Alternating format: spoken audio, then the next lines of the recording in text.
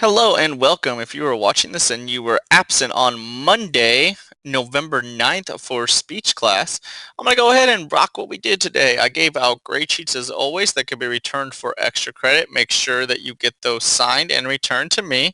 And we did an assignment called Speech Self and Peer Evaluation.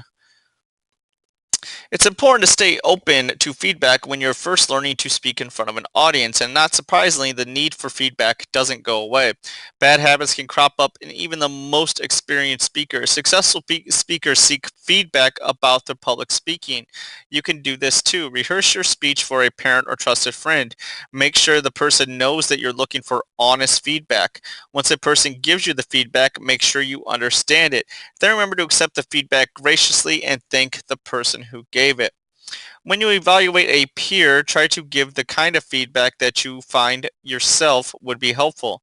That doesn't mean you should say only positive things or things that aren't true, but there are a number of ways to provide respectful, constructive feedback that informs the speaker about elements he or she might be able to improve. For example, which of these comments would you find more helpful?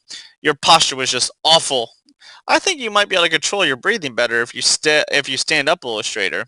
Which of these comments below is the most constructive? Your gestures need to be toned down. You look like you were directing traffic at a busy intersection. Swinging your arms like that really took your speech downhill. You should not try to move at all. I swing my arms when I get ner- Ooh, I swing my arms when I get nervous. I notice you did too. I find it helps to use fewer gestures. Number one might be construed as teasing. Number two contains a negative comment followed by a bad suggestion. Number three is designed to make the recipient feel better about his or her chances for the next speech. By comparing the speech to himself or herself, the evaluator created a connection.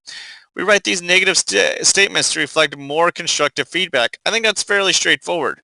Make sure these things are saying the same thing but in a nicer way.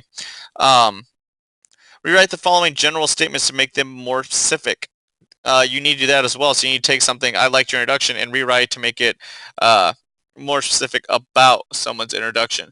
I like this assignment because you are going to be evaluating peers, and I take that very seriously in my class, and so I want to make sure you get good at it. This is kind of like the opening to that.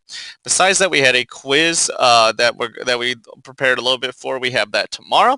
If you have any questions about anything, let me know, and thank you so much for listening. Love you all, and goodbye.